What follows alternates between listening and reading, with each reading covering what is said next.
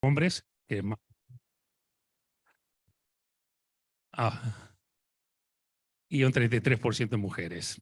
En cabeza y cuello, que es la especialidad mía, donde más incidencia existe, bueno, los factores de riesgo, no les voy a hablar a ustedes de factores de riesgo que lo conocen mucho mejores que yo.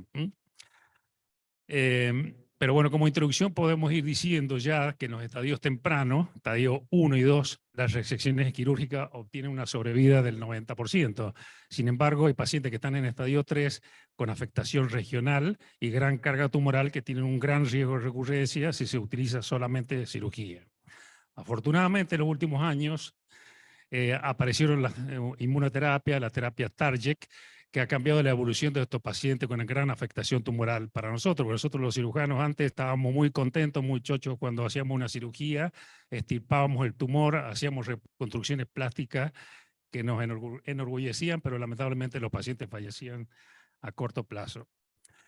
Bueno, algo se habló recién con respecto a cómo se debe hacer la biopsia. La biopsia para hacer el diagnóstico, estoy totalmente de acuerdo con el doctor Casa, que hay que hacer la extirpación de la lesión completa con márgenes de 1 a 3 milímetros. Pero bueno, hay que tener en cuenta una serie de detalles, como por ejemplo la orientación que tiene que tener esa biopsia.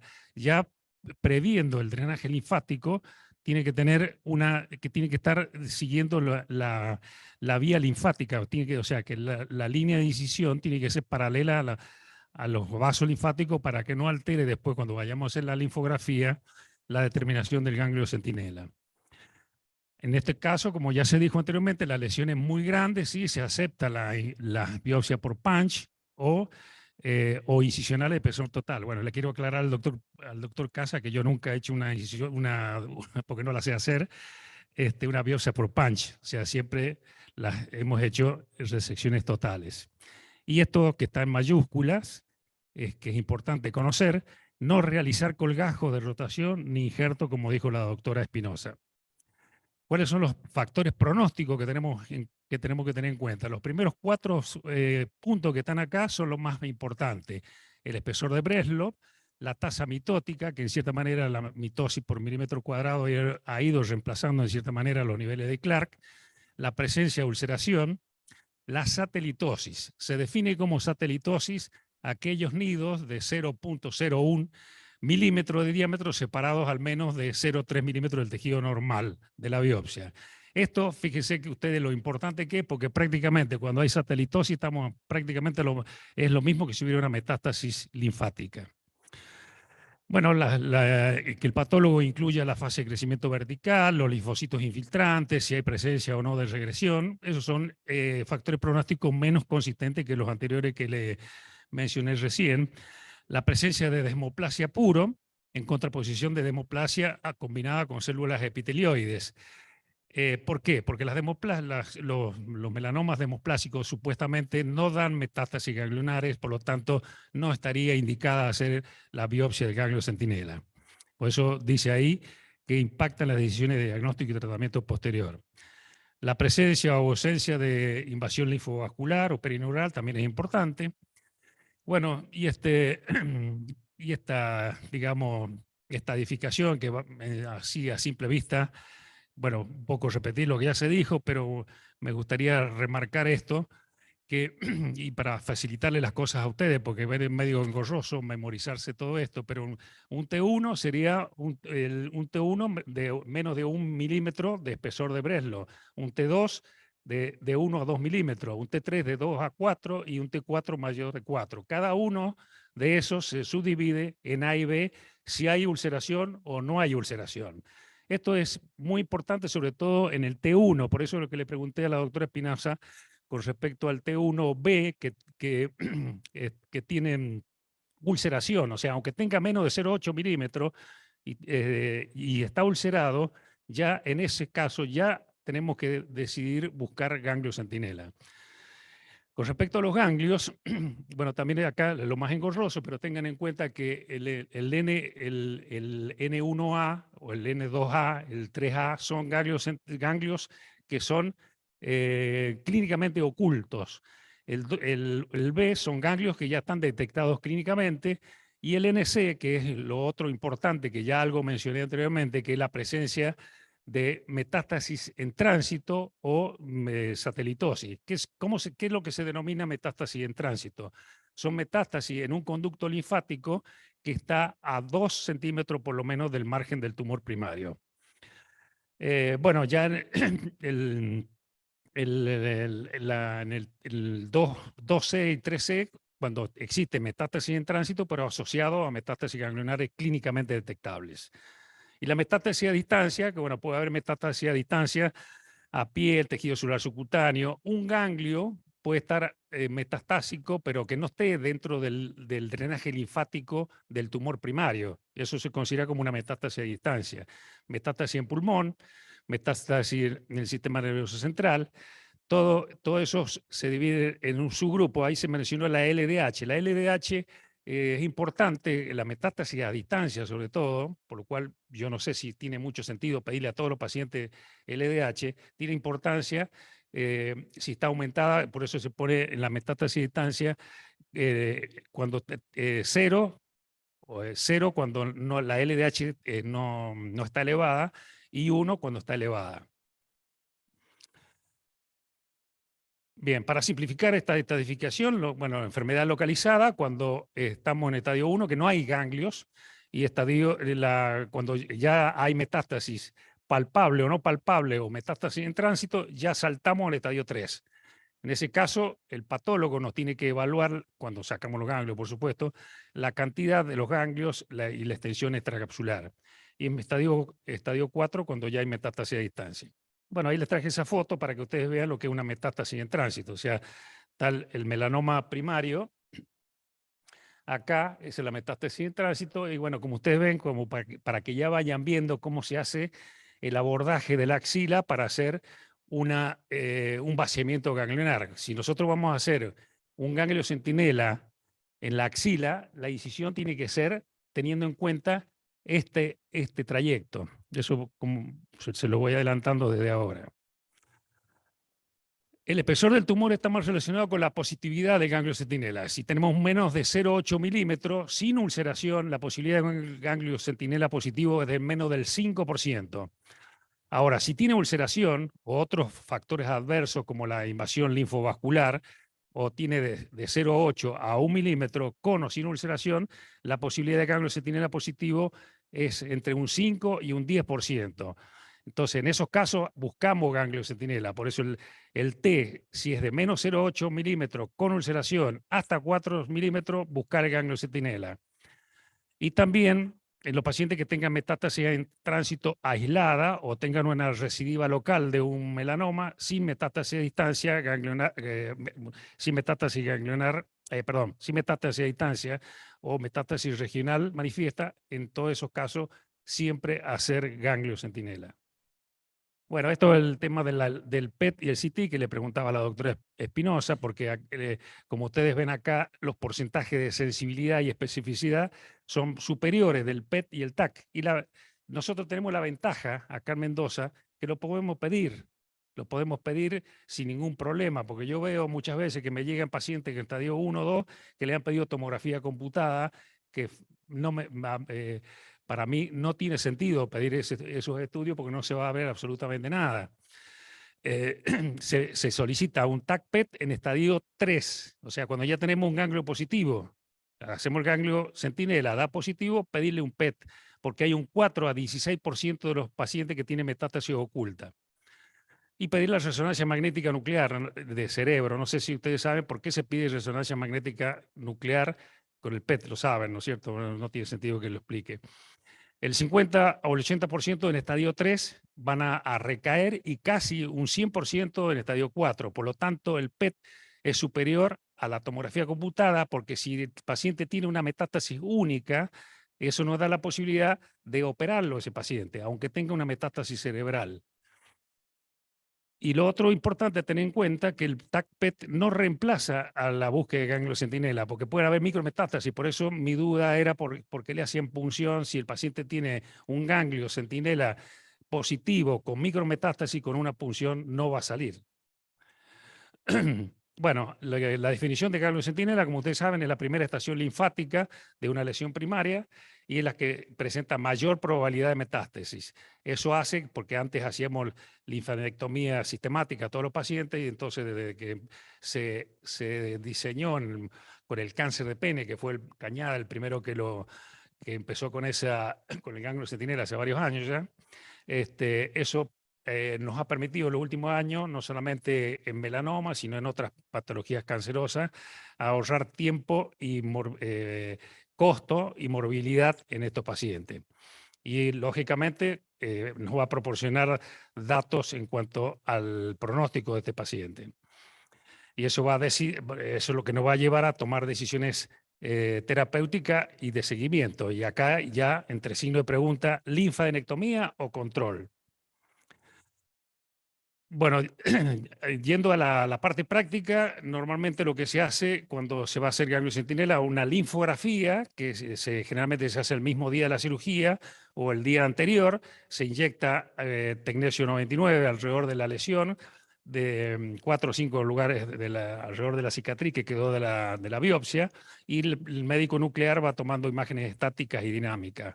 Si el paciente lo vamos a operar al día siguiente, normalmente se inyecta, supongamos, se va a operar al día siguiente a las 7, 8 de la mañana, se lo inyecta en la noche anterior, pero con 3 milicurí. El médico nuclear debe incluir todos los lechos ganglionares, tenemos que mandar el informe de cuál es el trayecto linfático y marcarnos que puede ser uno o más ganglios centinela, y dependiendo de la ubicación, puede ser que drene a 2 o 3 lugares distintos, como por ejemplo, el problema es cuando se trata de un melanoma de dorso que puede drenar hacia la axila, puede drenar al hueco supraclavicular o puede ir incluso a la ingle.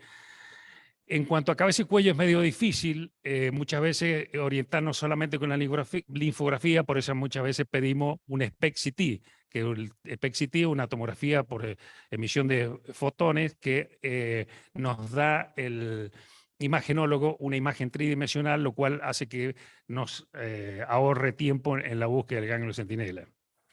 Bueno, ahí ustedes tienen, bueno, aparte de la linfografía, podemos utilizar un colorante que le llamamos patent blue o azul de metileno. Ahí está en la zona donde se inyecta intradérmicamente ya sea el material radiactivo como el colorante. Este es el aparato que usamos habitualmente para hacer el rastreo. Tiene acá esta aguja nos marca la cantidad de cuentas por segundo que emite el radiocoloide, tiene un sonar que nos va orientando a ver por dónde andamos, si estamos cerca del ganglio, y cuando lo detectamos suena con mayor intensidad y ahí en ese momento es cuando lo extirpamos. Y acá también, bueno, ya les dije, la incisión tiene que ser pensando en un futuro vaciamiento ganglionar. Ustedes ven acá este paciente que tiene un melanoma en el ángulo interno del ojo, donde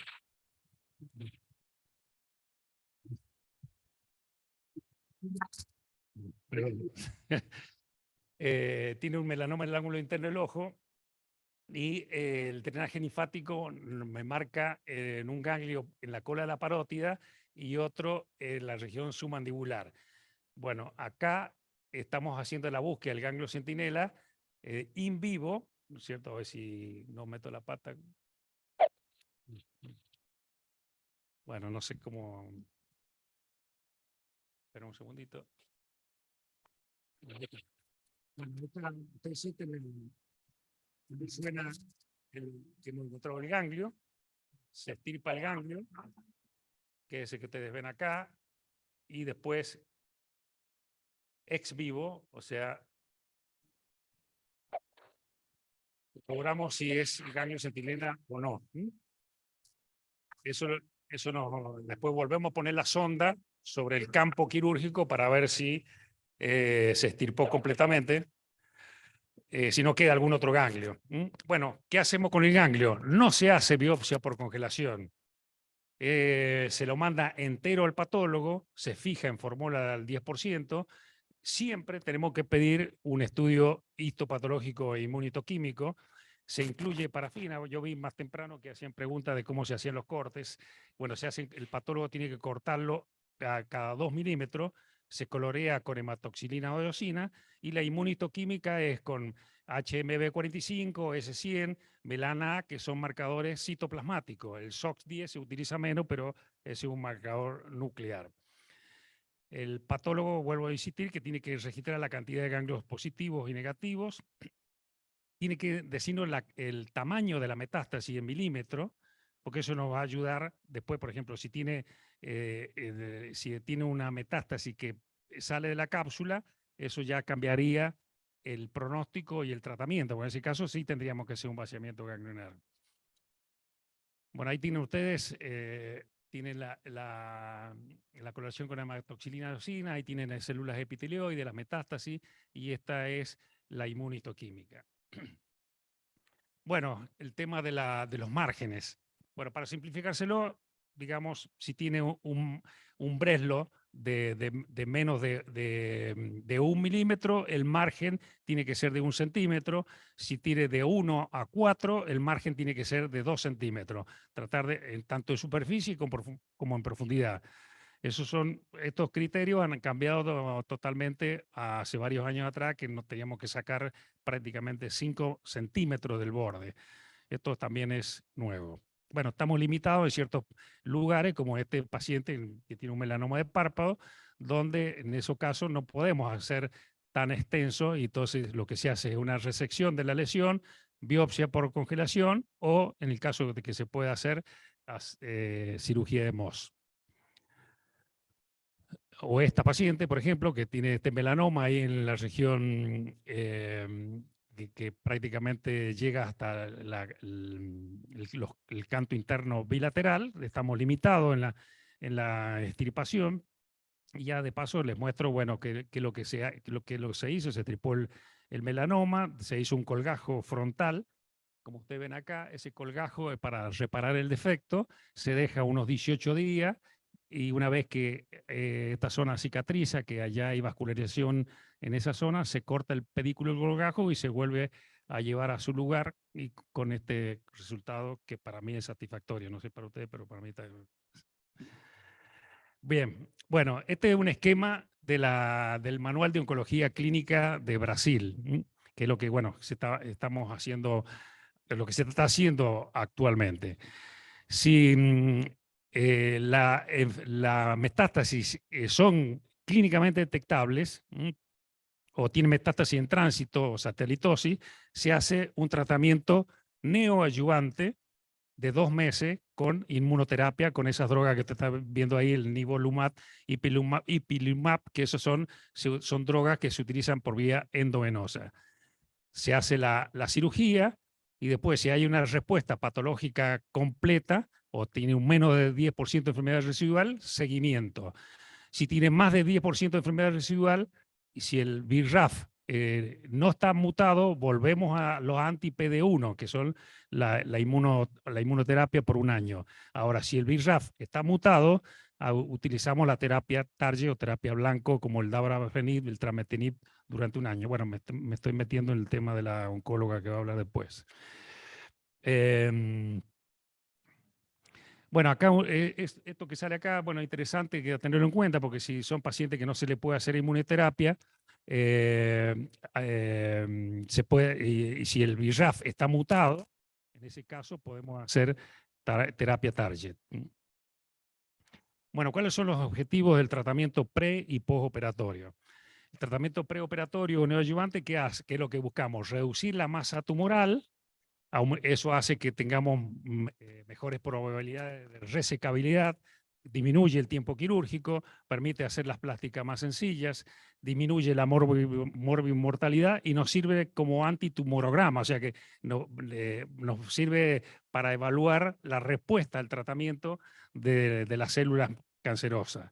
Y lógicamente el objetivo es aumentar la sobrevida libre de recaída y la sobrevida global.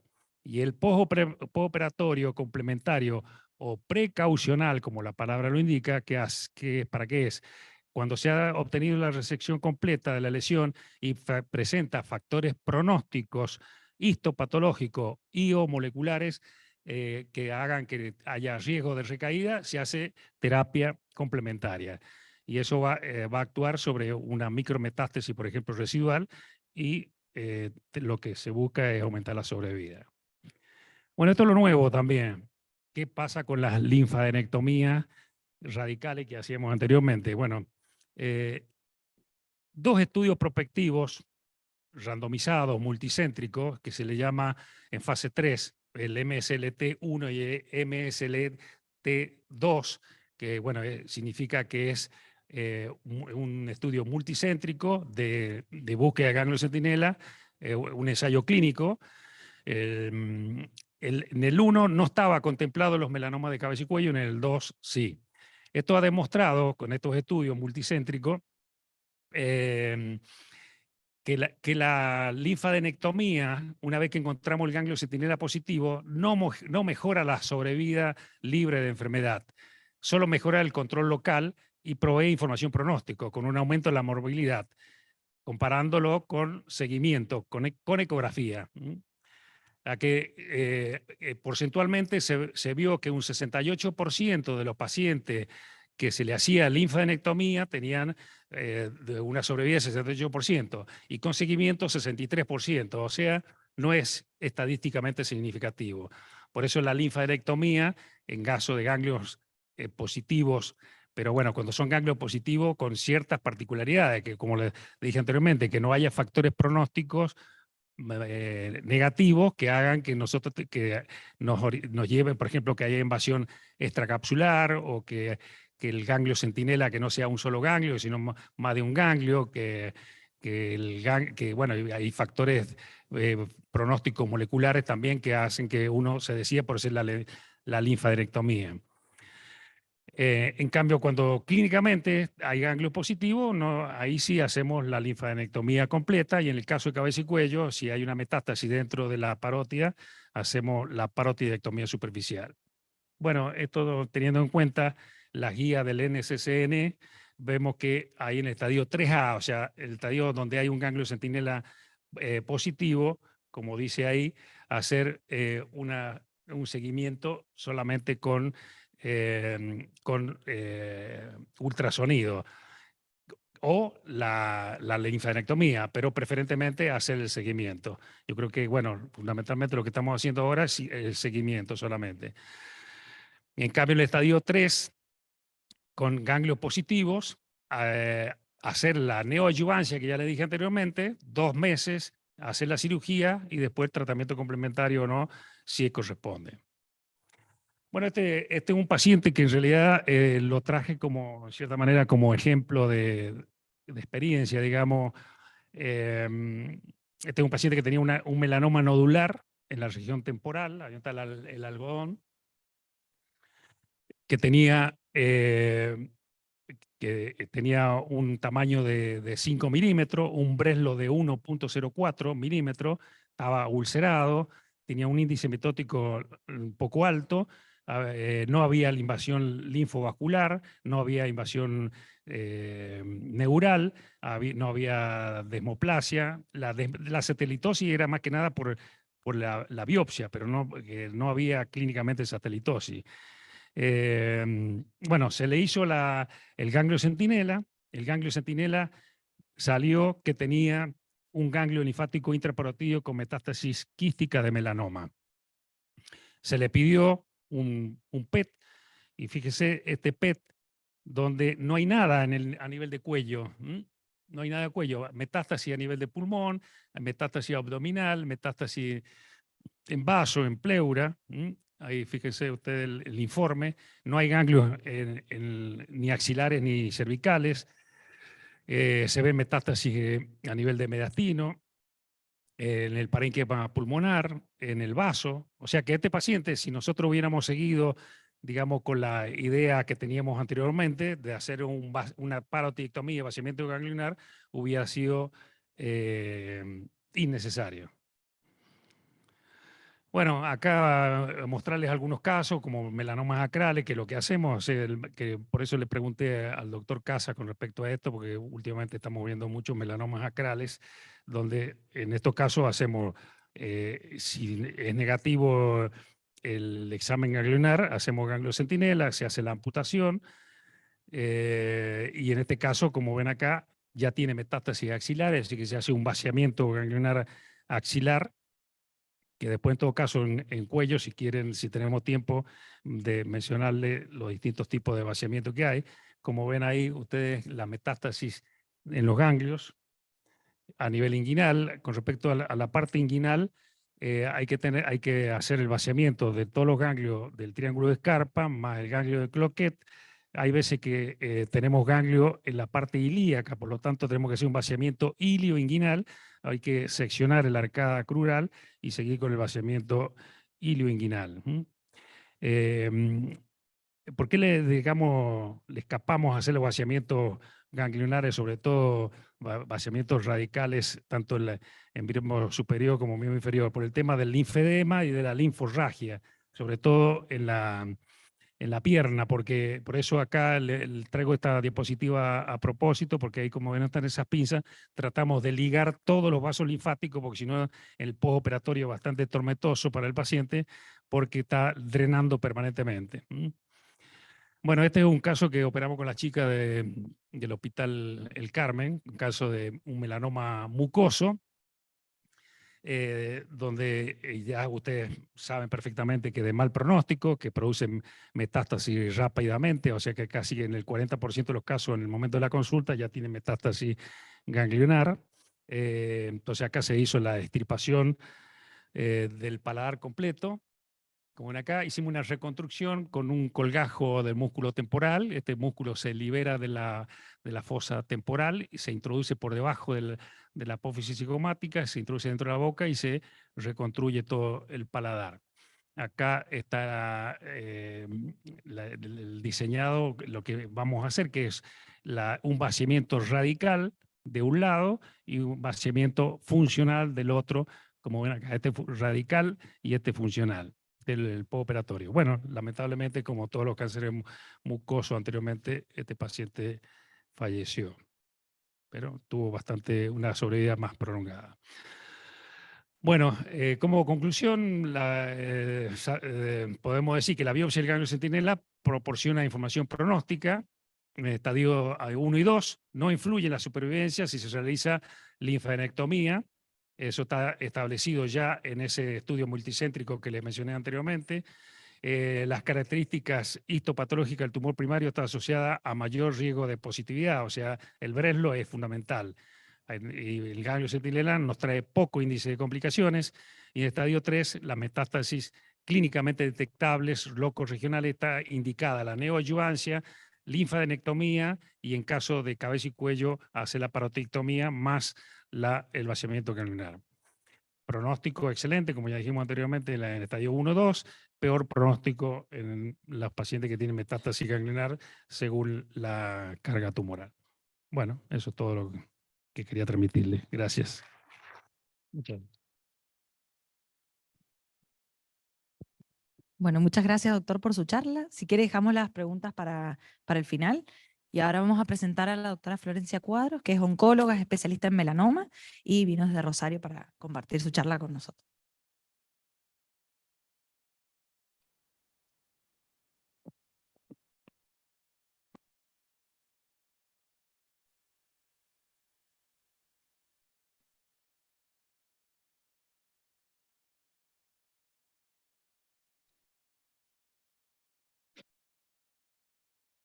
Ahí estamos. Bueno, ¿qué tal? Buenos días, buenas tardes a todos. Bueno, vamos a hablar un poquito de tratamiento adyuvante de melanoma. Venimos de 2 años donde estuvimos realmente pasando por cosas raras. Mucho de esto ya aparentemente terminó, así que hoy quiero agradecer la invitación, obviamente, a la organización y a Novartis también por reunirnos en un formato mixto, presencial para los que pudimos y virtual, que también tiene mérito porque después de tanto Zoom, ya sumarse un Zoom es igual de meritorio. Tenemos 20 minutos para actualizar tratamiento adyuvante. Ya sabemos que todos estamos ansiosos para ir a hacer hacer el aguante a la selección. Vamos a tener preguntas al final, igualmente no tengo ningún problema que me frenen en el medio y ir contestando si alguno piensa que después se puede llegar a diluir. Bueno, este es el dibujito que le hacemos siempre a los pacientes, ¿sí?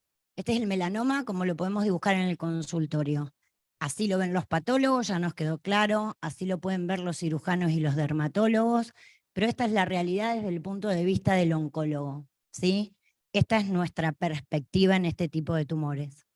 Sabemos que es un tumor súper poco frecuente, no solo en Argentina, sino en toda Sudamérica. Esto le agrega complejidad a nuestra práctica diaria porque no todo el mundo ve todos los días pacientes con melanoma. En lo que es Sudamérica tenemos elevada mortalidad comparado con la incidencia que tiene nuestro país, obviamente sacando Estados Unidos y Canadá, donde tienen mucha más incidencia, pero la mortalidad es muy parecida a Argentina. Si ustedes ven esa barra azul, es la incidencia. Y la barrita roja es prácticamente igual que la del resto de Sudamérica. Entonces la comparación da de que a ellos los melanomas realmente se les mueren menos. También saben todos ustedes de que la media en oncología estamos acostumbrados a ver pacientes más grandes, entonces melanomas se dice que 10 años más jóvenes de lo que estamos acostumbrados a ver, igualmente vemos pacientes muchísimos más jóvenes también, y como les dije antes, este tumor se disemina muy rápidamente. Es de ahí que no importa la especialidad que tengamos, a todo el mundo cuando escucha la palabra melanoma se le enciende una alarma porque sabe que el tiempo empieza a ser un factor tremendamente crucial.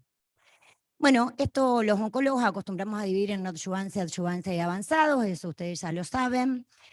Nos encantaría, como dijo el doctor y mostró muy bien en las guías de tratamiento, poder hacerle a todos nuestros pacientes neoadyuvancia, pero la realidad es que la neoadyuvancia no está aprobada en ninguna parte del mundo hoy. Mañana no sé. ¿Es una indicación off-label? Sí. Ahora, ¿es una indicación si yo creo que sirve? Sí, creo que sirve. ¿Me encantaría a mí, a mis cirujanos, a usarla en todos los pacientes? Me encantaría. Ahora, cuando la pido a la obra social perfectamente me puede rechazar esos 2 ciclos de Ipi/Nivo, que es lo que parece que viene. Este es el resumen un poco que tuvimos de este año en los congresos. Estos son los 2 ensayos de neoadyuvancia que creemos que son los que van a ser más fuertes. Igualmente son todavía ensayos de fase 2 con pocos pacientes. Y mi opinión es que probablemente y ojalá muy pronto tengamos una dosis invertida de Ipi/Nivo, que es a dosis baja Ipi1, Nivo 3, para hacer esos 2 ciclos que tan buenas respuestas vienen mostrando. Bueno, en avanzado veníamos sin nada, teníamos solamente quimioterapia y no impactaba en sobrevida, hasta que de golpe empezaron a llegar un montón de medicaciones y llegamos al día de hoy con lo que llamamos el primer round entre tratamiento dirigido y tratamiento adyuvante. Melanoma cambió muchísimo, esta es una frase del jefe de cirugía del Instituto Nacional del Cáncer.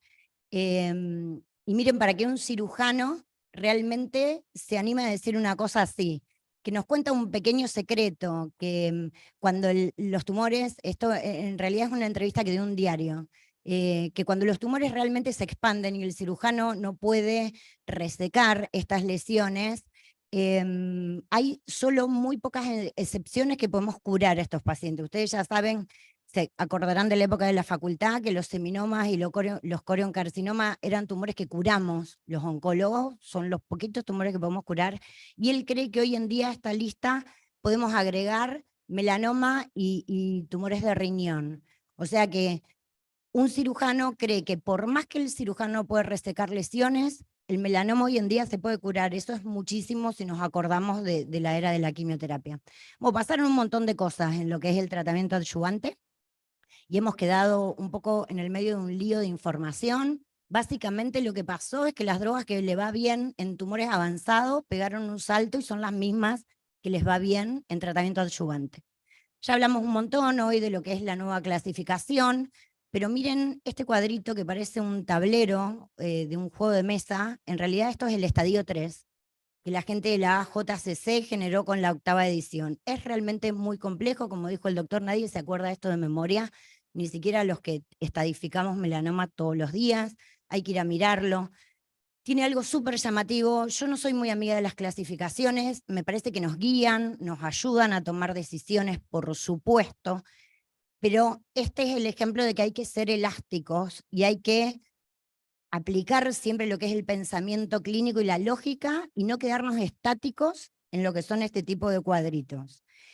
Miren el estadio 3, parecen una enfermedad absolutamente diferente que la curva roja que se ve abajo de todo, ¿sí? Son todos estadios 3 estas curvas, todos pacientes con estadios 3. La de arriba de todos un 3A. Estos pacientes tienen un 93% de sobrevida a 5 años. 93, un montón. Ahora, el estadio 3D, también estadio 3. Este paciente tiene un 32% de sobrevida a 5 años. Parecen patologías absolutamente diferentes, pero estamos hablando todo de melanoma y todo de estadio 3. Así que, por supuesto, es súper heterogéneo y este es uno de los problemas que tiene esta clasificación ahora. Calculamos, creemos y esperamos que a corto plazo se van a incluir otros criterios que nos ayuden un poco a discriminar un poco más esto. Como comentó también el doctor, disecar o no disecar fue un tema muchos años de discusión. Un paciente con ganglio centinela, ¿qué hacemos después? ¿Lo vaciamos? ¿No lo vaciamos? El problema es que todos los ensayos que yo le voy a mostrar ahora de adyuvancia incluyeron pacientes vaciados. Así que es otra cosa que tuvimos que aprender a hacer, a interpretar los resultados de los ensayos clínicos en pacientes que hoy tenemos en el consultorio que no encajan. Otra característica de esta nueva clasificación, las curvas de sobrevida del estadio 3. Hay algunos estadios 3 que tienen mejor sobrevida que algunos estadios 2. Eso no tiene coherencia oncológica, por lo menos, ¿sí? En la mayoría de los tumores, el estadio 2 tiene mejor sobrevida que el estadio 3, claramente. En esta clasificación nueva tenemos esta excepción. El estadio 2B12 tiene peor pronóstico o igual que el estadio 3A3B. El estadio 2, ya lo charlamos un montón, no es muy frecuente en melanoma, son generalmente los tumores que el cirujano puede curar. Y acá está un poco lo que les decía, tanto la sobrevida como la tasa de recaída del estadio 2 es igual o peor que el estadio 3.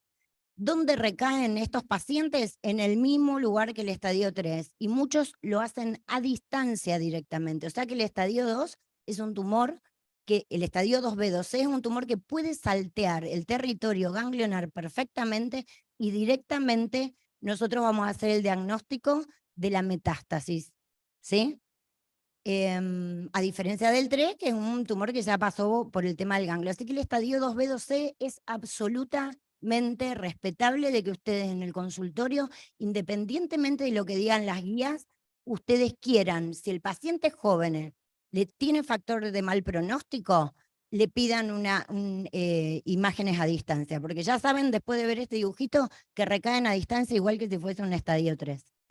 No hay un consenso claro hasta hoy de qué es un alto riesgo en melanoma.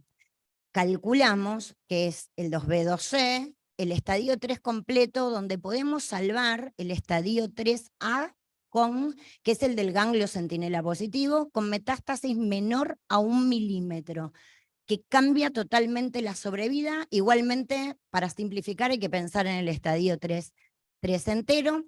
Eso es el grupo de pacientes que hoy pensamos en tratar con adyuvancia. Ahora ustedes me van a decir, bueno, Florencia, después de todo lo que vos acabas de decir, entonces, la AJCC y el ganglio centinela, ¿son útiles para seleccionar pacientes de alto riesgo para que vos como oncóloga le hagas tratamiento adyuvante? Yo creo que son ayudas. El riesgo individual de cada paciente no tiene que ir atado de la mano de estos dos ítems, ¿sí? ¿Es necesario hacer tratamiento adyuvante en estadio 2B2C si tan alto riesgo tiene? Y yo creo que sí. Después, más adelante, vamos a volver.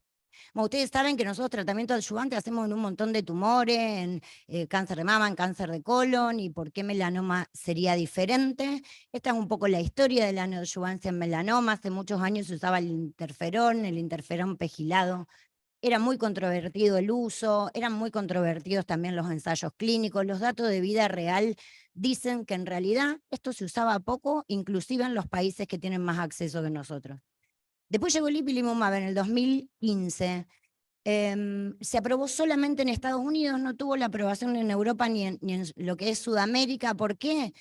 Primero porque es muy tóxico y se usa el triple de dosis de la que se usaba en avanzados. Imagínense si ya era tóxico usarlo a 3 miligramos por kilo, lo que puede ser usarlo a 10 miligramos por kilo. Son ensayos clínicos donde hubo muertes, después sí vino otro ensayo clínico donde dijo que lo podíamos usar a dosis bajas, pero en realidad la aprobación esta del ipilimumab coincide casi temporalmente con la presentación de estos sí. Estas son las tres neoadyuvancias, adyuvancias que usamos hoy en día para lo que es estadio 3. Estos son los 3 ensayos clínicos que hasta el día de hoy usamos. Por un lado, nivolumab y pembrolizumab. Por otro lado, tratamiento dirigido combinado. Son todos ensayos clínicos, fase 3, randomizados. Todos se basaron por la clasificación vieja, no la 8, sino la 7. Todos excluyeron pacientes con estas metástasis menor al milímetro, o sea, incluyeron pacientes con metástasis ganglionares mayor al milímetro. Todos tenían hecho la linfadenectomía, todos usaron 12 meses de tratamiento, ninguno usó interferón como comparador justamente porque prácticamente no se podía considerar estándar, y todos tuvieron como endpoint primario la sobrevida libre de recaída. ¿Por qué eligieron este endpoint primario? Porque se llegó a un consenso de que en melanoma, también como pasa en otros tumores, podía ser un subrogante de sobrevida. Bueno, entonces, tenemos 2 opciones de tratamiento en lo que es estadio 3. Por un lado, lo que es la inmunoterapia, por el otro lado, lo que es el tratamiento dirigido, 2 grandes equipos, y lo que podemos llamar segundo round, porque es adyuvancia y el primero fue en pacientes avanzados. Por un lado, el tratamiento target, donde el target es el tumor. Ustedes saben que por más que escuchamos hablar de un montón de mutaciones, la única que tiene un target accionable hoy en día en oncología es la mutación de BRAF. ¿Existen muchas? Sí. ¿Las vamos a buscar? No.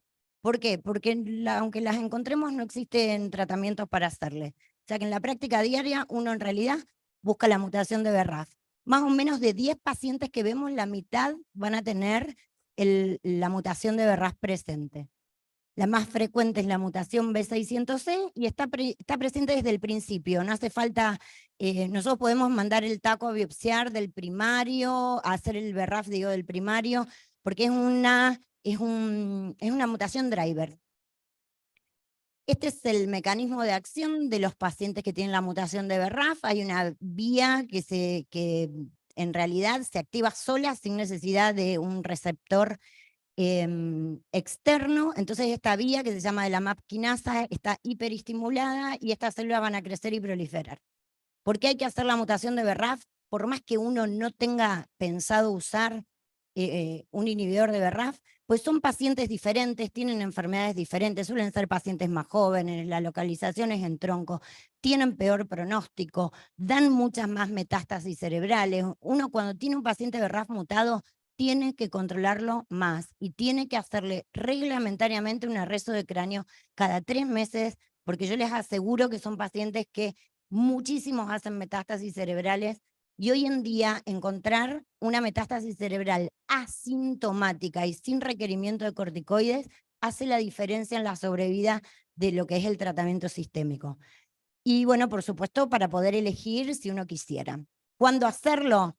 Se recomienda hacerlo obviamente en estadio 4, en estadio 3, y ESMO lo pone como altamente recomendable hacerlo en estadio 2 también. Este es el ensayo clínico de dabrafenib y trametinib. No tengan miedo que no los voy a volver locos con ensayos clínicos. Ustedes saben que los oncólogos nos morimos desesperados cuando vemos curvas que nos encantan. No va a pasar, solamente se los voy a pasar rápido para que ustedes sepan que lo que estamos charlando tiene por ahí sustento. Este ensayo de dabrafenib y trametinib versus placebo. Todo el estadio 3 considerado en ese momento 3A, 3B, 3C, no es que dejó afuera el D, era la clasificación vieja. Todos pacientes mutados, obviamente, y la raya verde de arriba es la comparación de la medicación contra el placebo que es abajo, y lo único que yo quiero que ustedes miren es los 12 meses de tratamiento del paciente. Ustedes piensan que el paciente toma comprimido 12 meses y después queda en control. En estos 12 meses, los pacientes recaen muy poco, o sea que el tratamiento dirigido podemos decir que tiene un beneficio inicial alto durante el tratamiento. Esto va un poco de la mano de lo que vemos también en estadio 4, todos los subgrupos se benefician.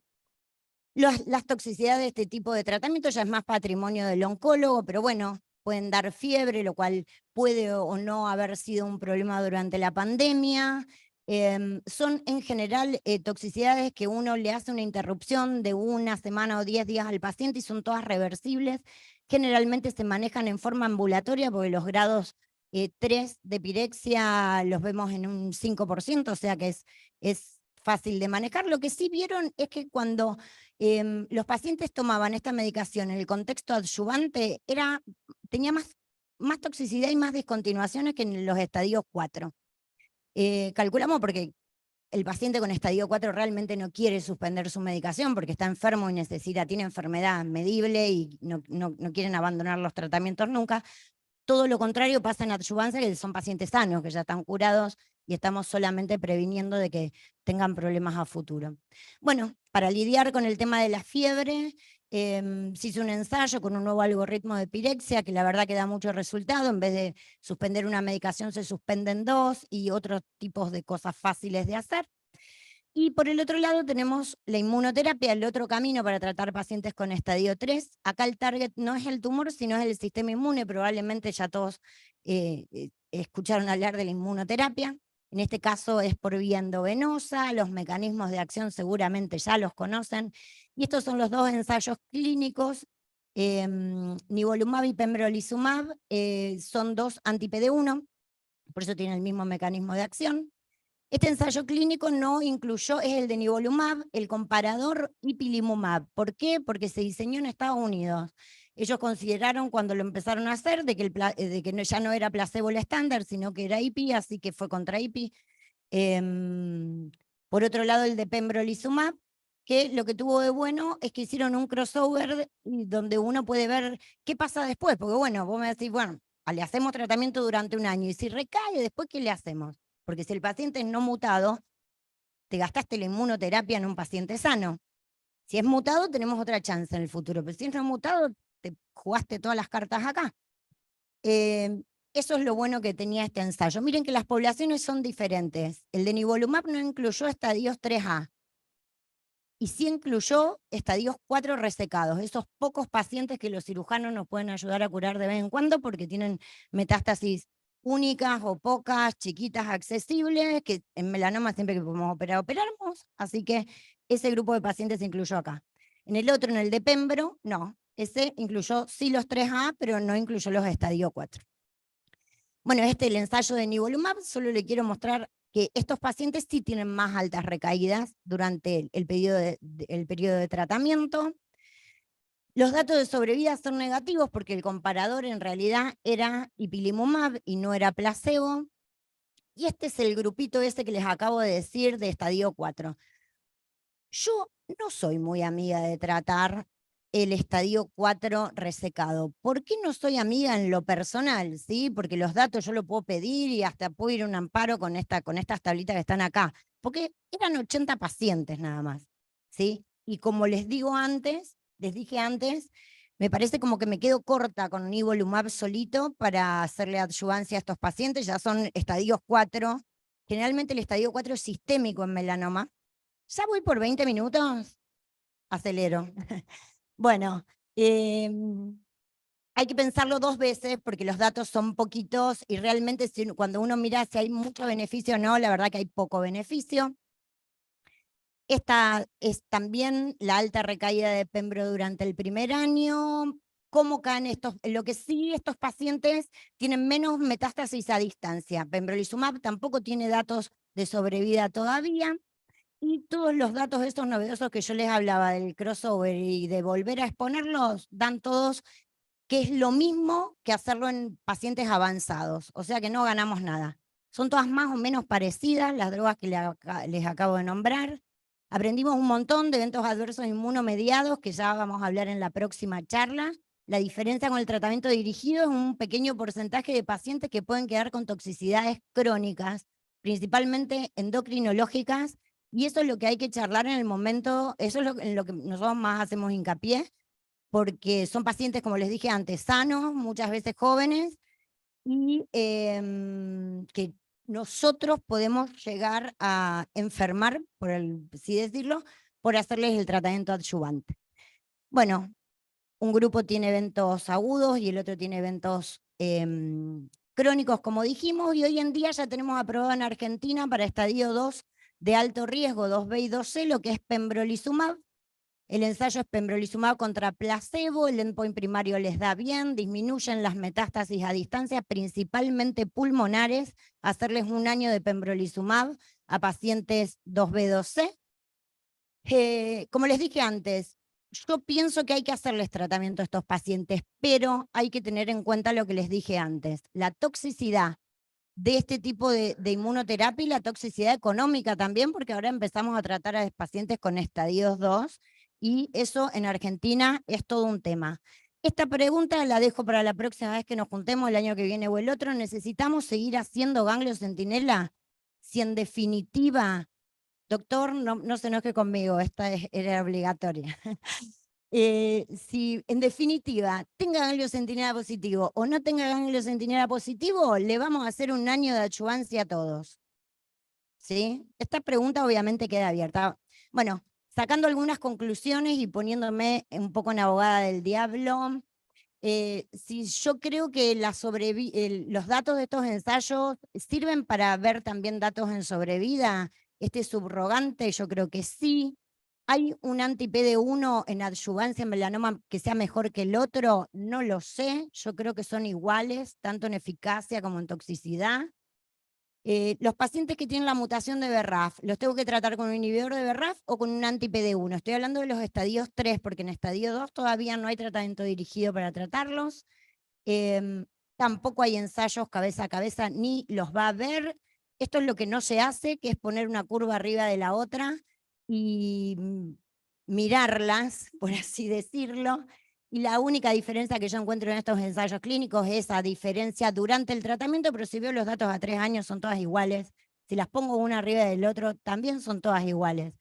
Pero en realidad les hice hincapié en que cada ensayo clínico tuvo un perfil de pacientes diferentes. Por ejemplo, uno de inmunoterapia incluyó pacientes de estadio 4. El Combi-AD, que es el de tratamiento dirigido, eran todos BRAF mutados y yo antes les dije que eran de peor pronóstico. En realidad no se pueden comparar estos ensayos clínicos, salvo que agarremos solamente curvas de estadio 3 y de pacientes BRAF mutados, las depuremos y vemos que es más o menos la eficacia también es la misma.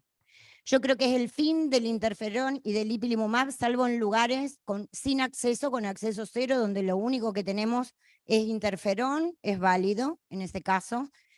Si yo creo que nivolumab es el mejor tratamiento para ofrecerles a los estadio 4 que pudimos resecar, yo creo que no. Hay un ensayo clínico que se presentó este año que se llama Immuned, donde las curvas son realmente asombrosas de lo que es hacerle adyuvancia con ipinivo a los pacientes que pudimos resecar. Tiene lógica si uno piensa lo que es el estadio 4, igualmente este es un ensayo muy chiquito de fase 2 y que probablemente necesite el fase 3 para la aprobación, pero creo que vamos hacia ahí. Obviamente otros biomarcadores no tenemos. Bien dijo el doctor antes que la LDH es nuestro biomarcador para lo que es estadio 4, la LDH no sirve en pacientes que no tienen metástasis, así que ni siquiera la pedimos. No tenemos en adyuvancia ni en adyuvancia por ahora ninguno. Una pregunta lógica es, Florencia, si usamos la misma droga en avanzado y en adyuvancia, ¿qué pasa? Los pacientes se benefician igual, un tercio más o menos, si las usamos en estadio 4 o si las usamos antes. Sí, las drogas son las mismas, antes o temprano el paciente se va a exponer a estas, pero elegimos hacer el tratamiento adyuvante porque la biología tumoral cambia cuando el paciente avanza. El tratamiento en avanzados es mucho más largo y probablemente por eso más tóxico y más caro que en adyuvancia. Bueno, para ir terminando, otros factores para considerar cuando elegimos los oncólogos un tratamiento, sí, vía oral, endovenosa, interacciones con la radioterapia, como dijimos antes, el acceso. Muchas veces uno piensa que tiene que hacer algo y acá en Argentina nos tenemos que realmente adaptar a lo que vamos a conseguir. Y lo que vamos a conseguir y cuándo lo vamos a conseguir. Porque estos ensayos clínicos que les mostré, 12 semanas tienen para que ustedes terminen de operar al paciente y le arranquen un tratamiento. Entonces, a lo mejor vos sabés de que podés llegar a conseguir, no sé, inmunoterapia, pero te va a tardar 4 meses. No, en realidad hay que ver qué podemos conseguir y qué podemos conseguir rápido. Esto aplica a todo, en adyuvancia y avanzados también.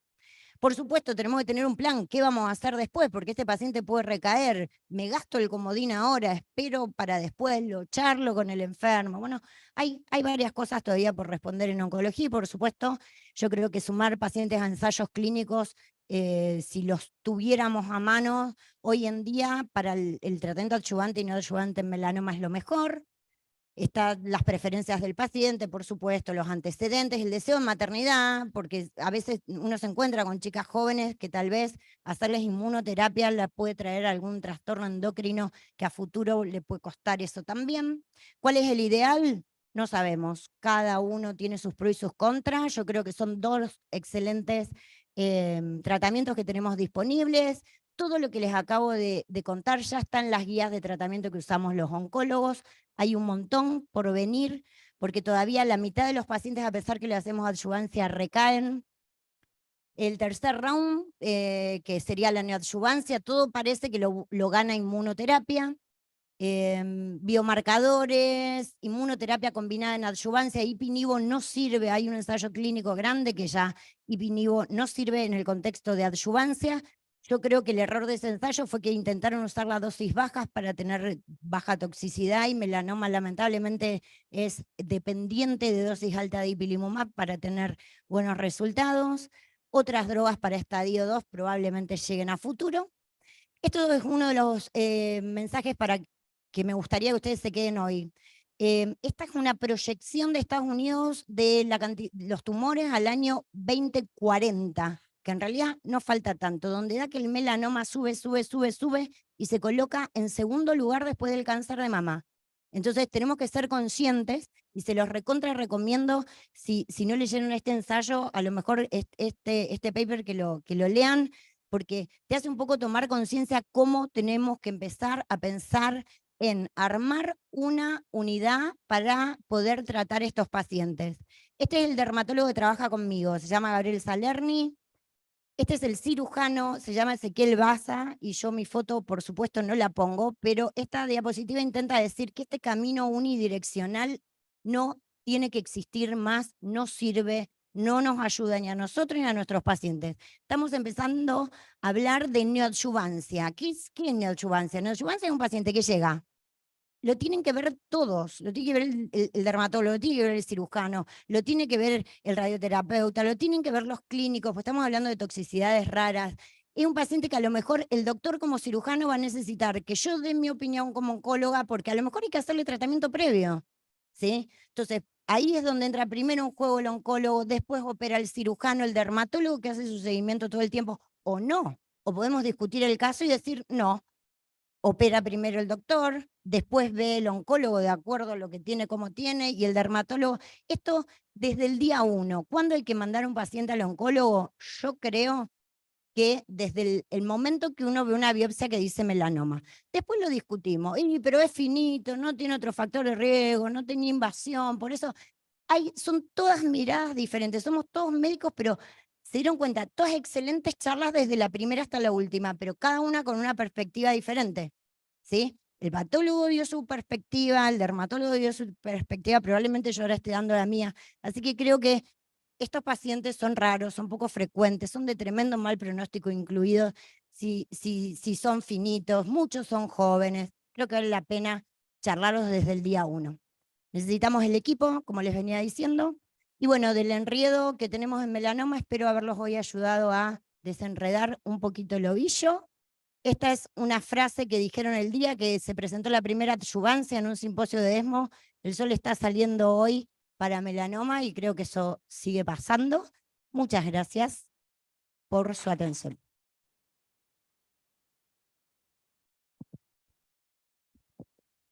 Bueno, muchísimas gracias, Florencia. Espectacular tu charla. Y yo ahora voy a presentar a continuación, tengo el gran agrado de presentar a la doctora Julia Riganti. De ella aprendí mucho a lo largo de mis años de residencia, que nos va a hablar de efectos adversos en la inmunoterapia. Así que te dejo la palabra, Gracias, Juli. Euge. Dame un segundito. Ahí sí, me tenés que habilitar para compartir. Ahí puedo, ¿no? ¿O no? Un minuto. Vamos a presentar. ¿Me escuchan bien ahí?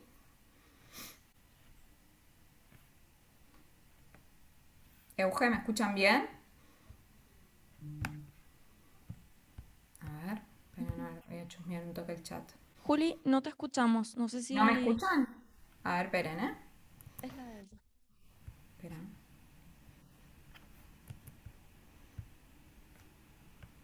Juli, ahí estás, no sé si estás muteada. ¿Ahí me escuchan? Dame un Ya me minuto. escuchan.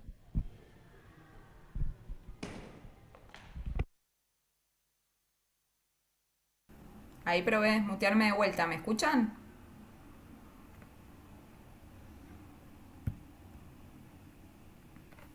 Eliana dice que sí se escucha, Euge.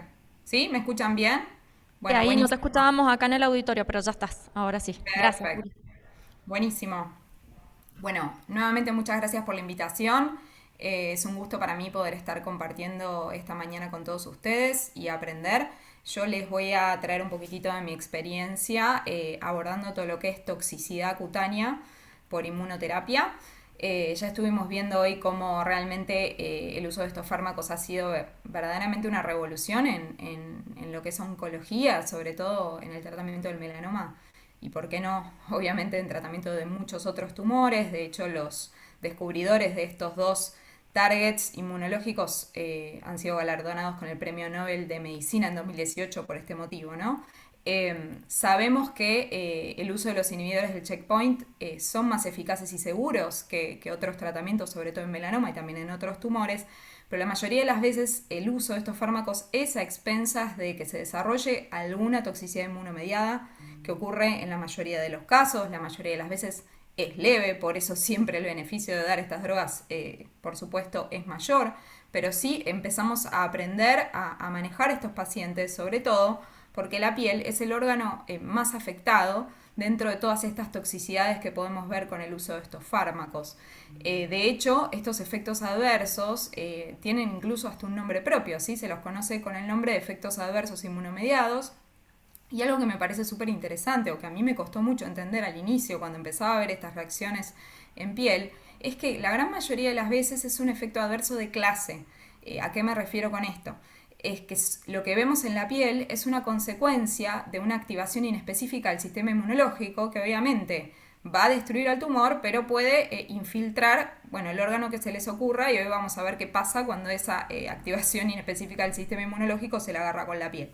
La mayoría de las veces lo que vamos a estar viendo no responde necesariamente a un mecanismo de hipersensibilidad, que no es lo que solemos ver en casos de exantemas inducidos por el uso de otros fármacos, ¿no?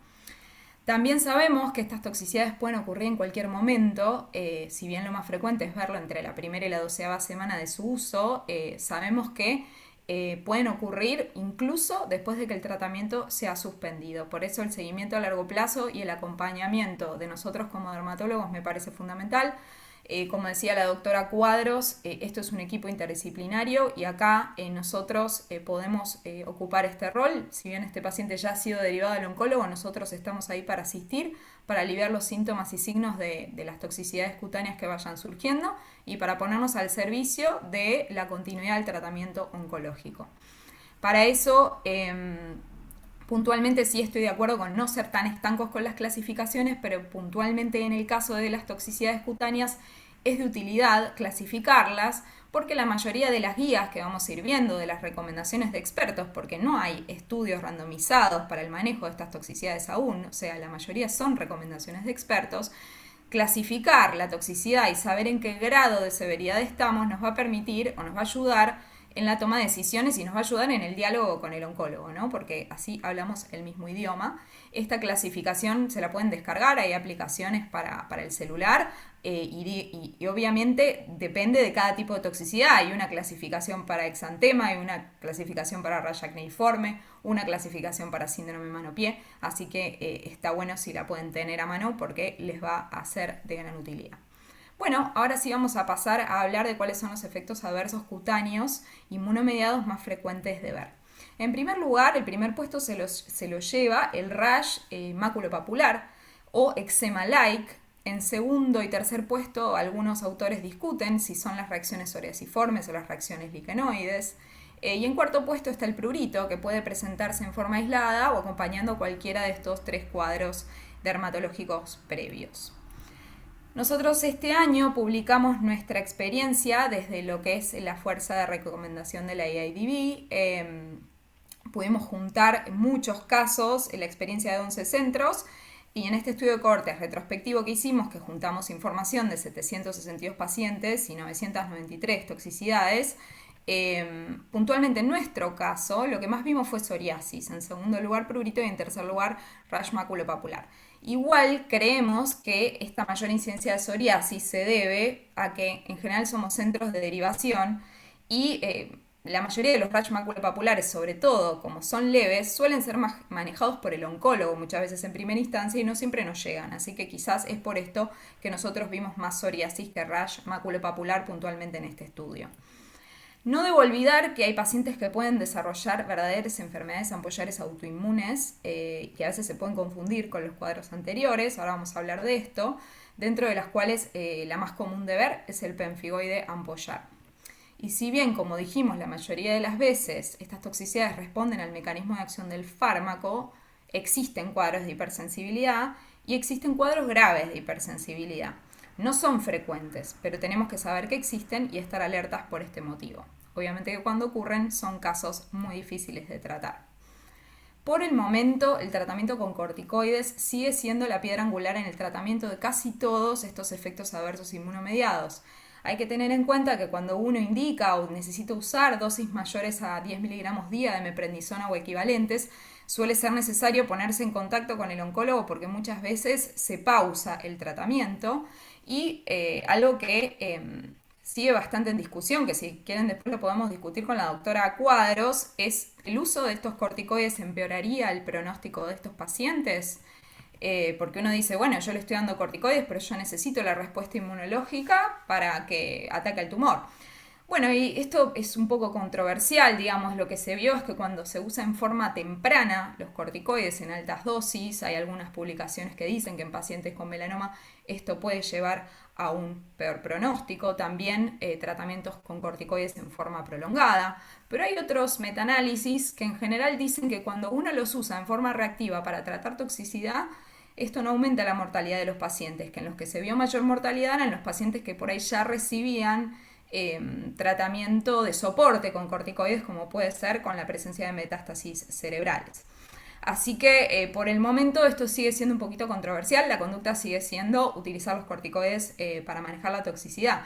Además, para mí hay un sesgo fundamental en estos estudios, es que el paciente que desarrolla una toxicidad y requiere corticoides y hace una pausa en el tratamiento de la inmunoterapia, está por ahí algunos meses, varios meses sin recibirla, entonces eso me parece que de manera... digamos, tiene sentido que lleve a un peor pronóstico en el caso de estos pacientes. Así que esto es un tema para seguirlo de cerca y ver qué nos va deparando el futuro. Entonces, vamos a hablar un poquitito de cómo sería el manejo del consultorio, que es lo que yo les quiero contar un poco cómo me manejo y quizás transmitírselo para que ustedes lo puedan hacer en su consultorio. Como vimos, lo más frecuente de ver es que los pacientes presenten un rash o un exantema, ¿sí? Este es lo más frecuente. Este rash maculopapular a veces tiene características parecidas al eczema, es inespecífico, se cree que se produce porque algunos linfocitos T reaccionan contra antígenos compartidos que tiene la piel y el tumor. Suele aparecer antes que otras toxicidades, en promedio alrededor de la tercera y cuarta semana. En el trabajo que nosotros presentamos con la revisión de todos estos pacientes de toxicidad con la EIDB, vimos que estaba más asociado dentro de los distintos tumores para los cuales se usa inmunoterapia, vimos que puntualmente en nuestros casos lo vimos más asociado en pacientes con melanoma. Lo que es la toxicidad cutánea suele preceder el desarrollo de toxicidades en otros órganos, más si uno utiliza combinaciones de ipinivo, y a medida que va utilizando las drogas solas puede aparecer en forma más tardía, sobre todo con los inhibidores del PD-1, se puede alargar un poquitito el desarrollo de este exantema. Acá les traigo un cuadro clínico que en general me gusta usar como ejemplo para mostrarles cómo me suelo manejar en el consultorio. Esta es una paciente de 59 años con un cáncer de pulmón estadio 4 que le habían indicado ipinivo y nos la derivan a dermatología por un rash estadio, digamos, que ya comprometía más del 30% de la superficie corporal. Ahora se ve un poco apagado en las fotos, pero porque la paciente ya venía recibiendo corticoides hace una semana cuando la vimos. En la cara posterior del brazo se esbozaban algunas dianas atípicas, tenía algo de compromiso facial. El tiempo desde el inicio del tratamiento eran 12 semanas, pero la cosa no había sido tan sencilla porque la paciente había iniciado el tratamiento, había recibido 2 infusiones de ipinivo, había intercurrido con un cuadro de hepatitis que había sido interpretada como inmunomediada, se le había suspendido la inmunoterapia y se le había iniciado tratamiento con corticoides en altas dosis, y cuando la paciente desciende los corticoides aparece el exantema. Al examen físico más detallado, la paciente tenía algunas erosiones en el labio inferior y en el paladar blando y un eritema muy tenue en las palmas. Entonces, si nos llega un paciente así en el consultorio, ¿qué hacemos, no? Bueno, lo que yo les propongo, así como un algoritmo, obviamente que cada uno tendrá su estrategia, pero les cuento lo que yo hago. Si a mí me llega un paciente así, lo primero que hago es hacer un examen físico muy exhaustivo, porque sabemos que por ahí el oncólogo quizás no siempre tiene las herramientas para distinguir o ser un poco más fino en si esto realmente es un exantema o puede ser otro cuadro de piel más específico. Entonces lo primero que hago es mirar bien la piel y digo, ¿esto es un exantema, es un rash? O estoy viendo por ahí más placas eritematodo-descamativas más circunscriptas, o en esas placas que parecen un rash encuentro ampollas, encuentro erosiones que me puedan sugerir que hubo ampollas y que el paciente por ahí se las rascó y no las vio. Y esto me permite decir, bueno, a ver, este paciente efectivamente tiene un rash inducido por inmunoterapia o no, o estoy pensando en una toxicidad cutánea más específica, una reacción símil psoriasis, una reacción símil líquen, un pemfigoide ampollar. Hay veces que el cuadro clínico es muy, muy claro, entonces podemos poner el diagnóstico sin hacer biopsia de piel, sobre todo por ahí son pacientes que están cansados, que consultan a muchos médicos, pero pensemos que para nosotros también es importante tener en claro qué tipo de toxicidad estamos manejando. Así que si pensamos una toxicidad más específica o la superficie corporal del paciente es extensa, quizás la biopsia de piel vieron que no es algo complejo de hacer y nos ayuda, así que tomar una biopsia de piel, pensar en si tenemos el recurso de la inmunofluorescencia directa para descartar las enfermedades ampollares es de buena práctica. En esta paciente lo hicimos, la inmunofluorescencia directa fue negativa, la histopatología mostró un infiltrado que se parecía a una toxidermia, entonces ahí digo, bueno, ok, entonces esto parece ser verdaderamente un exantema, ¿cómo sigo? Ahí me parece muy importante que evaluemos los criterios de severidad que puedan estar anunciando que eso no sea solamente un rash inducido por inmunoterapia, sino que pueda ser una reacción de hipersensibilidad más severa. Tenemos que revisar toda la piel, consultar si hubo síntomas sistémicos, fiebre, edema facial, dolor cutáneo, presencia de adenopatías, presencia de signo de Nikolsky, compromiso de mucosas, hacer un laboratorio y evaluar los síntomas sistémicos. En base a eso nosotros vamos a poder descartar la posibilidad de que este paciente esté iniciando o evolucionando hacia una farmacodermia compleja, si bien son infrecuentes, porque como ven son menos del 1% de los pacientes existen, ¿sí? Entonces en mente las tenemos que tener, al menos para decir, bueno, esto no va por acá, que era el caso de nuestra paciente. El caso de nuestra paciente fue un poco difícil porque ella tenía un hepatograma alterado porque venía con esa hepatitis inmunomediada. Pero bueno, la terminamos manejando como un rash inducido por inmunoterapia, aunque uno podría haberse confundido con un DRES, ¿no? Pero cuando uno le hacía el score de Registcar a esta paciente, le daba bajo. Así que si nos inclinamos más hacia la izquierda y ya pensamos que este paciente efectivamente tiene un rash inducido por inmunoterapia, que no hay hipersensibilidad acá, sino que es simplemente inflamación inespecífica de la piel, entonces avanzamos con el tratamiento según el grado de severidad que tenga el paciente. Si la superficie corporal es chiquita, el paciente puede continuar con la inmunoterapia, hacer tratamiento tópico y controlarse. Y a medida que esa superficie corporal va siendo más extensa o que se limitan las actividades de la vida diaria, instrumentales o básicas, vamos a tener que quizás utilizar corticoides sistémicos y en ese caso poner una pausa en el tratamiento oncológico. Este era el caso de nuestra paciente que suspendió la inmunoterapia, volvió a subir la dosis de corticoides, hizo tapering, no recayó del cuadro cutáneo y se reexpuso sin recaída del exantema. Sí tuvo, como mencionaba la doctora Cuadros, toxicidad endocrinológica en forma más tardía. Bien, así que este es un poco lo que yo pienso cada vez que me viene un paciente de estas características al consultorio. Trato de ver si ese rayo exantema es verdaderamente un exantema, trato de descartar farmacodermias complejas y trato de no olvidarme de que hay reacciones más específicas, como el caso de esta paciente de 70 años con un cáncer de pulmón estadio 4, que había hecho ya algunos ciclos de carbopemetrexed y pembrolizumab, la derivaban con diagnóstico de rash inducido por inmunoterapia, pero la clínica no parecía un rash, ¿no? Ven estas placas eritematodo-descamativas más circunscriptas. La paciente tiene una toxicidad mixta, o sea, sobre estas placas asentaban sobre áreas de vitiligo, que también es un efecto adverso conocido de la inmunoterapia. Había recibido 3 ciclos de pembro, carbo y pemetrexed y le tomamos una biopsia de piel para evaluar mejor qué era lo que estaba pasando y pudimos confirmar que lo que tenía esta paciente era una reacción simil-psoriasis. Así que en este contexto, con una paciente con psoriasis, vitiligo, iniciamos tratamiento con corticoides tópicos y fototerapia. Hay que pensar que, bueno, yo acá les estoy contando un caso de un paciente con cáncer de pulmón, pero bueno, en melanoma la fototerapia, bueno, habrá que ver, un poco más discutido su uso, ¿no? Entonces, ¿no fue bien con esto? No, la verdad que no. La paciente empezó a tener progresión de las lesiones eritematosas. Seguía con el tratamiento oncológico suspendido. Ahí pensamos en asociar otros tratamientos sistémicos, retinoides. Y en ese contexto, mientras que charlábamos con el oncólogo y veíamos qué le podíamos asociar, la patología se extiende mucho más. Asocia compromiso articular y un dolor muy puntual en la cresta ilíaca, distinto de las artralgias que presentaba. Le evaluamos en conjunto con reumatología, quien considera que estas artralgias podían ser parte del cuadro de psoriasis, y se le solicita obviamente una imagen y se confirma de que también la patología oncológica estaba avanzando porque había tenido una progresión ósea y por eso tenía ese dolor en la cresta ilíaca. Así que bueno, para charlar un poquitito de las reacciones psoriasiformes, por suerte no todas son tan graves como la de esta señora, que fue uno de los casos más difíciles que tuvimos este año.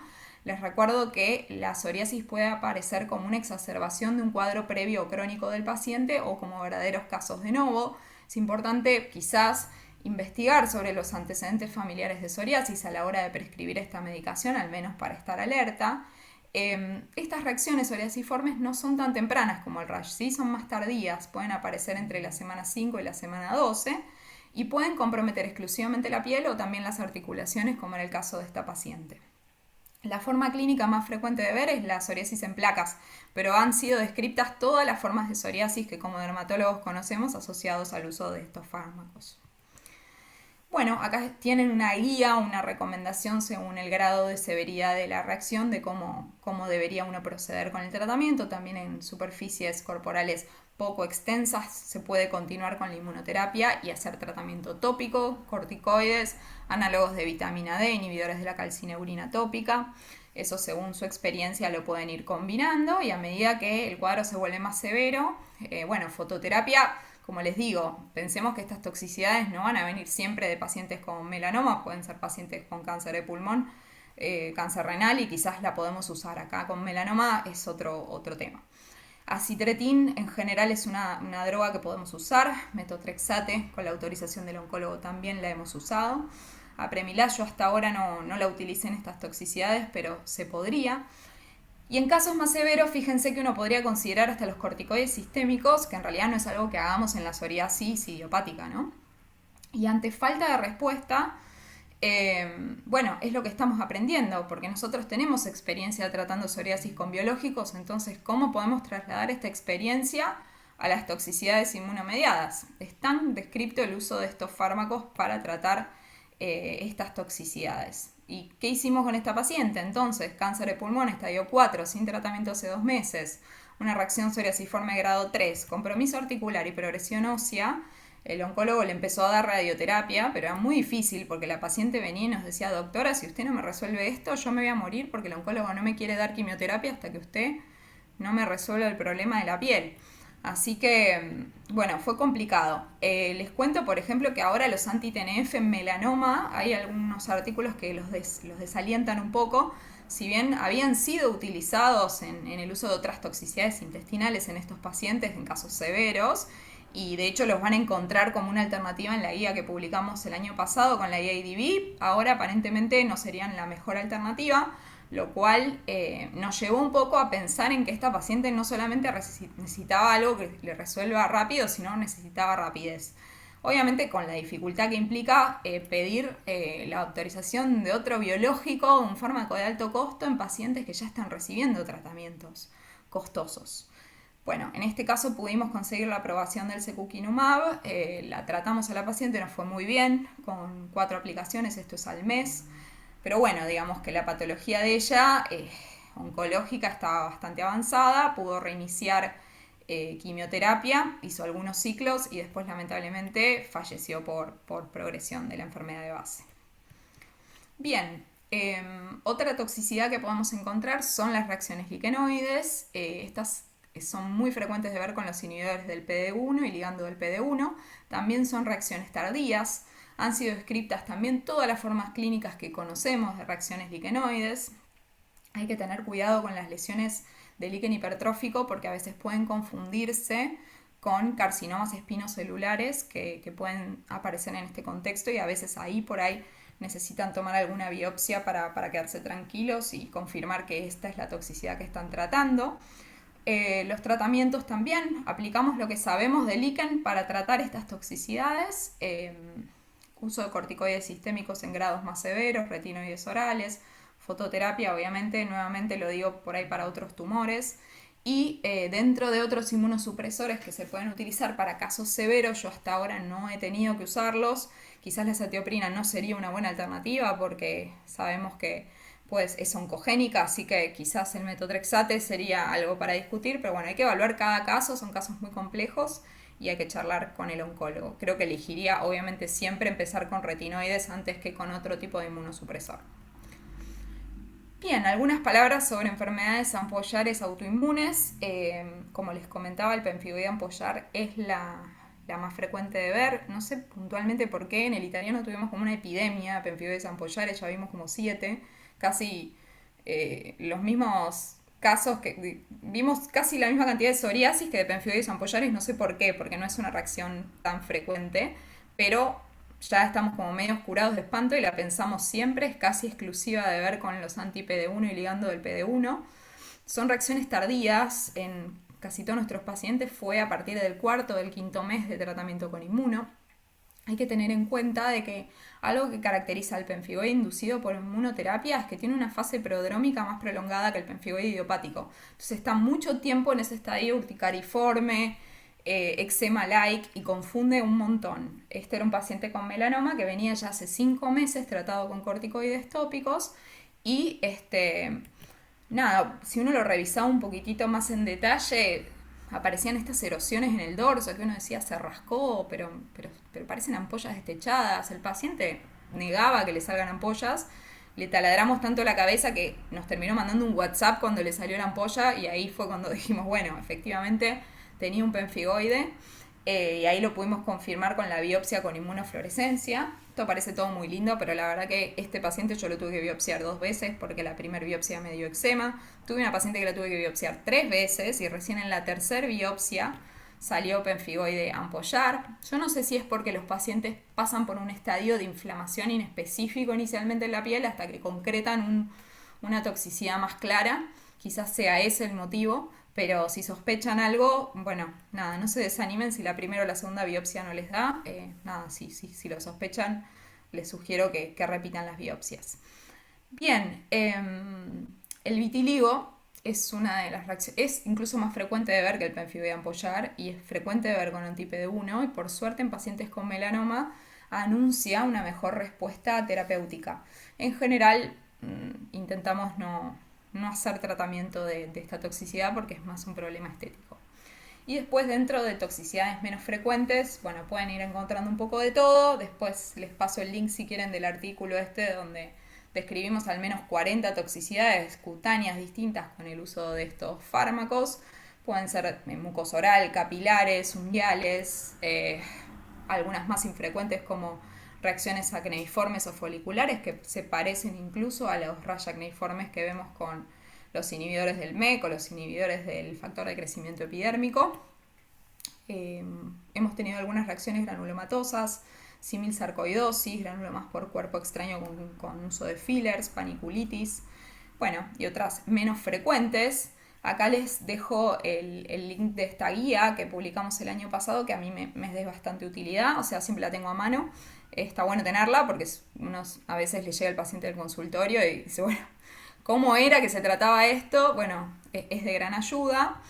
Y esto continuará porque seguimos viendo cosas nuevas. De hecho, en el congreso digamos, el Mundial de Cáncer de Piel, estuvimos en una mesa con la doctora Curry Martins y ella mostró un caso de lipoatrofia facial en una paciente tratada con inhibidores del checkpoint. Yo dije, bueno, ella contó que lo había publicado, que no había encontrado a nadie con esa reacción adversa y la semana pasada nos llegó una paciente con un cuadro idéntico, con esta lipoatrofia por el uso de pembrolizumab.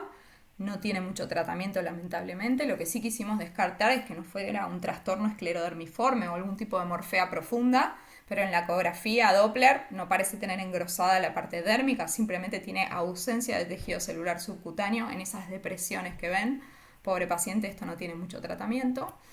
Otro caso difícil que me tocó, difícil digo desde la perspectiva del paciente, tuvo un caso símil Fabre-Raculló con pembrolizumab, donde la paciente estaba re estable de su cuadro oncológico, pero venía todos los días llorando al consultorio diciéndome que se quería morir por cómo tenía la cara.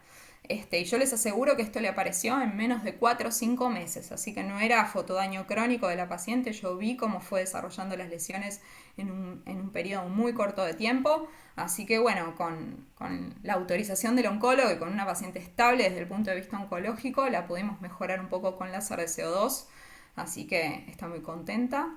Pero bueno, hacemos algunos experimentos a veces con los pacientes y vamos aprendiendo, así que nada, espero haberles podido compartir un poquito de mi experiencia. Creo que quizás, no sé si esto terminará evolucionando a una subespecialidad de la dermatología, cómo asistir a estos pacientes, no solo con la inmuno, sino con otros tratamientos target que también tienen bastante toxicidad en piel. Tener en cuenta que el término rash de muchos de los estudios que vemos publicados muchas veces engloban toxicidades cutáneas mucho más específicas, el espectro clínico es mucho más amplio. Sin ir más lejos, nosotros pudimos describir 40 toxicidades distintas en esta última publicación que les mencioné. Los corticoides sistémicos siguen siendo el principal tratamiento de los efectos adversos inmunomediados, pero estamos aprendiendo o acumulando experiencia de cómo combinar la inmunoterapia con otros inmunosupresores que nosotros como dermatólogos sabemos usar en estas patologías. Bueno, muchas gracias. No sé si hay preguntas, con gusto respondo.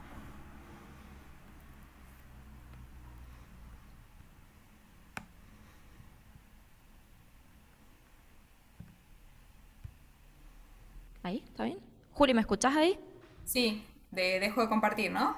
Sí, ahí está, perfecto. Eso. No, que teníamos un montón de preguntas, yo incluso de manera personal, pero estamos súper mal con el tiempo, así que lo vamos a tener que dejar para después.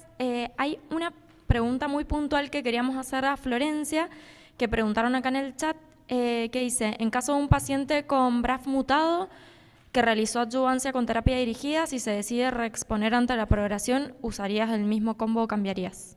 No sé.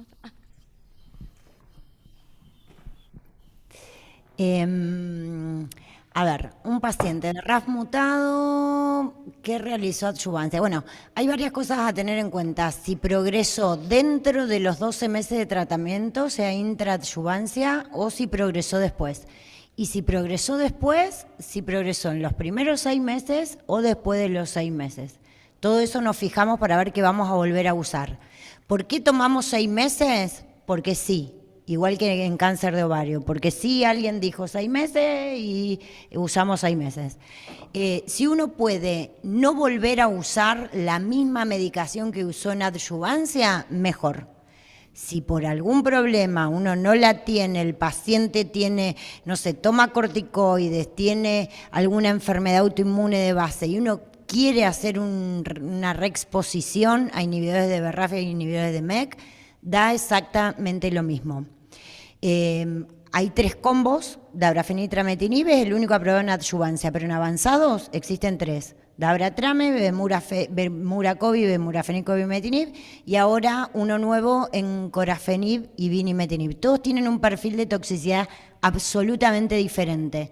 Y eso, el perfil de toxicidad es lo que uno elige tanto para darlo por primera vez o como para reexponerlo. Si el paciente quedó con alguna toxicidad o tuvo mucha toxicidad al combo que usó en adyuvancia, yo tal vez lo cambiaría. Y si no tuvo toxicidad y no quedó con toxicidad, me daría lo mismo usar cualquiera de los 3.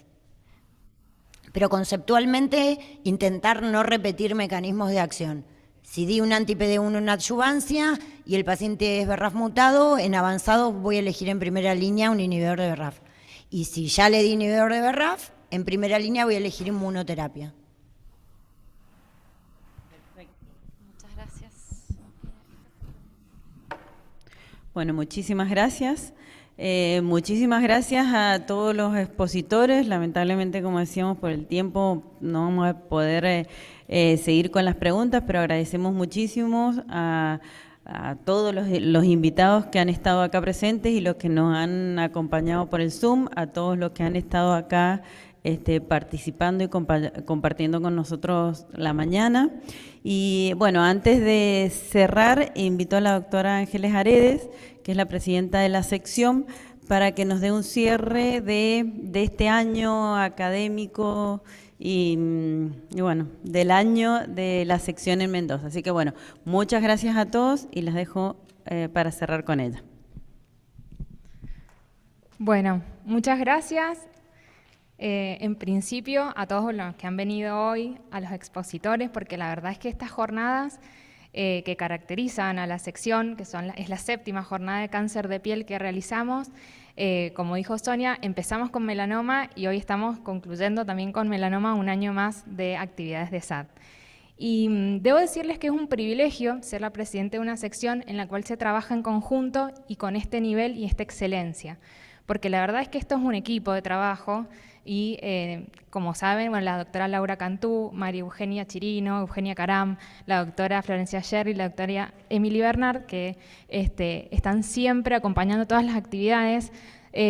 Somos un equipo y la verdad que trabajamos codo a codo de la mano de nuestra mentora, que es la doctora Sonia Rodríguez, que siempre nos da un empujoncito para seguir superándonos en estas actividades.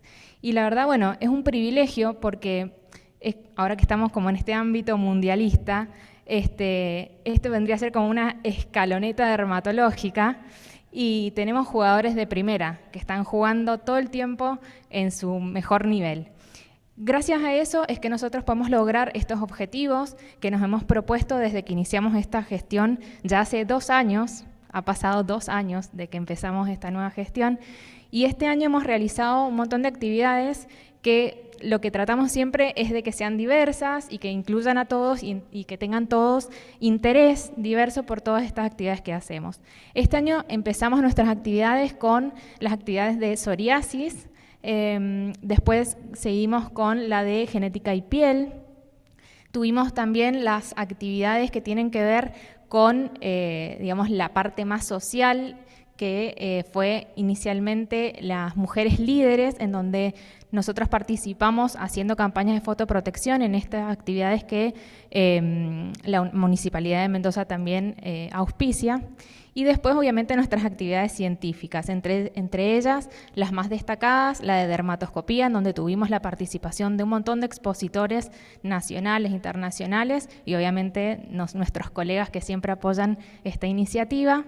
Estamos concluyendo con esta actividad que para mí es de excelencia y la verdad que aporta todo el tiempo material nuevo para la formación de residentes y los que ya no, estamos desde el otro lado, digamos, para que todo el tiempo renovemos nuestro conocimiento.